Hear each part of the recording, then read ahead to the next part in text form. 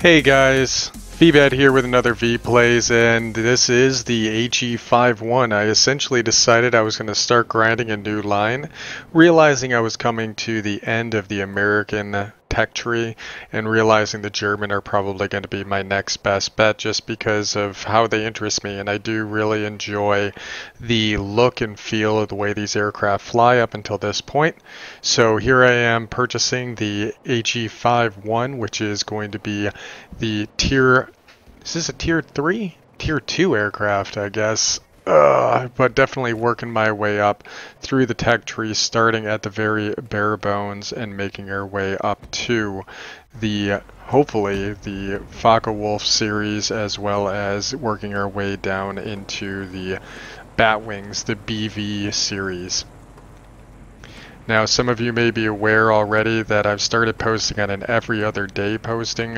This is probably going to last for about a month. Unfortunately, some circumstances are coming into my life that are going to cause me to have to be out of town for a little bit. So I'm trying to build up a nice stockpile of footage and be able to space out the content during my absence. So I'll still be active. I can access the internet a little bit, but nothing too readily. So please bear with me during this kind of dry spell, and I'll try to get as much content released over this course of the next month, so that way the channel stays fresh.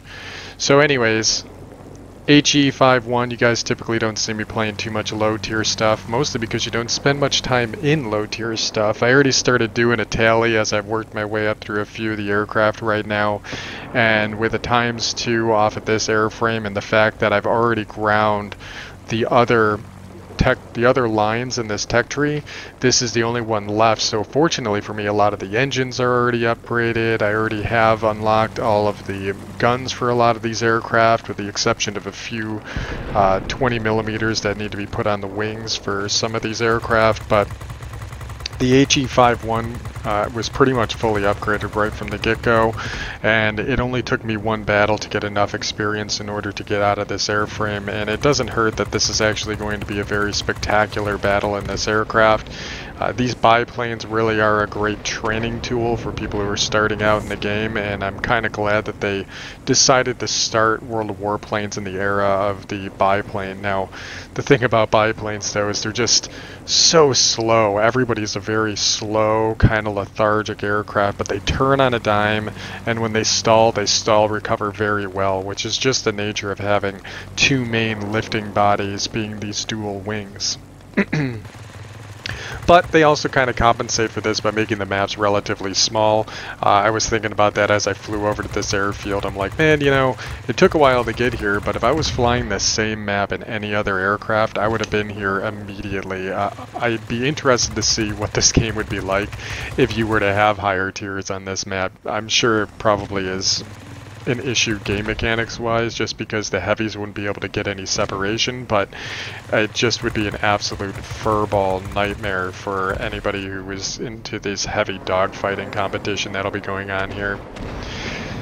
There's only one other player, and he is in a P23, and I kind of feel bad for this guy because I just get to absolutely unload on him. Just the game goes very well for me, and I think you'll see that throughout the engagement.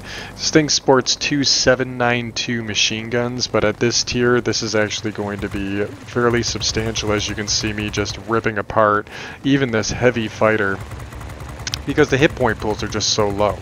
You can see that this aircraft is sitting at 100 hit points. 100 hit points, it would be considered deep into the red on some of my tier 6, tier 7 aircraft. So just bear that in mind, that when you're flying against these aircraft, just because it seems like the gunpowер is low when you've been flying your tier 8s for so long, when you come back down here and start a new line, you'll definitely still have the firepower needed, because the game does scale fairly well. So don't be deceived by the fact that it's just two 7.92 machine guns. They'll be able to do more than enough damage to the target you're engaging. And that Bulldog saw that for sure. So we've already taken the most strategic asset, which was the airfield. I started out over the garrison just because we were right next to it and I didn't want them to capture their garrison and have us at a disadvantage while we were fighting over the airfield. There's nothing worse than going and fighting over the most strategic objective, but you fail to take the easy grab at the very beginning because you just wanted a gun towards the middle and you're having trouble flipping it because bots are dying and the enemy's putting up a strong fight. So you're in this turmoil in the middle doing your job, but they did the smart thing on the other team and took the garrison and they're taking away points while neither of you are capturing the highly contested zones. So make sure you grab that garrison early on in order to get that ticker going if it's right next to your spawn, and then make your way to the kind of brawly middle capture point. Now that we've taken the airfield, I've moved with the kill blob over to their garrison. And now we are just going to sit here and put them on the defensive. They're not going after the airfield right now. They're worried about capturing this.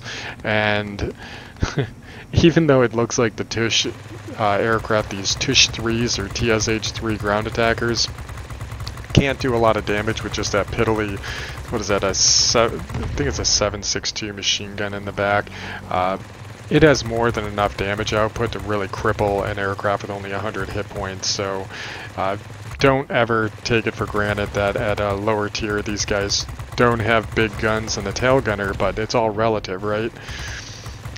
And it'll definitely chew up my poor little aircraft, and I did not give them enough respect. Now that's a perfect example of how slow these aircraft move. Those guys just moved right across my field of view, and we didn't even get close to hitting each other. It was absolutely insane. The player is back. I am focusing him down. He's going after this bot.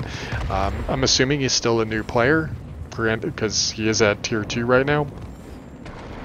And he was target fixated on that bot and not on my aircraft. When you're in a turning aircraft, any turning fighter, your best defense is usually to turn. You're not going to have the ability to outpace anybody like you would in maybe a multi-role or a heavy fighter. You're just going to have to get your nose around and try and eliminate those guns. That's your best bet for survivability. And now I'm going to have to use my guns to try and take out these attack aircraft, and I'm surprised at how quick I am able to kill these aircraft. It seems like it's taking forever, but if you were to compare this to trying to take out one of these aircraft with a Mustang P51A with its 450 cal machine guns trying to take out an IL-2T, he's going to have a heck of a time trying to take that target out with his 4 machine guns. But it's all relative, right? So the scaling, it just seems like it was a little bit easier to take out that German ground attacker there. Alright.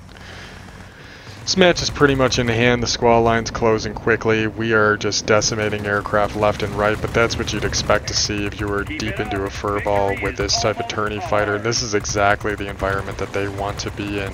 Now this is a departure from what you will be experiencing as you go down this line, because the Focke-Wulf series, which come as an eventuality off of the Hinkle 112 at tier 4, you're going to see that these guys lose their turning ability but have much more ferocious gun power, and that's the trade-off that you really are going to see as you progress down the line.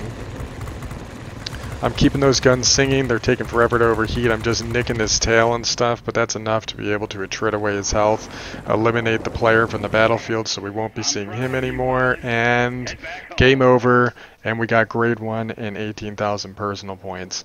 Let's go to the end results screen and see how we did. We raked in at 2,600 experience. That's going to be more than enough to upgrade to the next airframe. And that's pretty much it for the HE51. One battle and we're out of it, guys. That's what's nice about the lower tiers. Alright, as always, like, favorite, comment, subscribe. Let me know what you liked and what you didn't like. And I'll catch you guys on the next one as we go into the Focke-Wulf 159.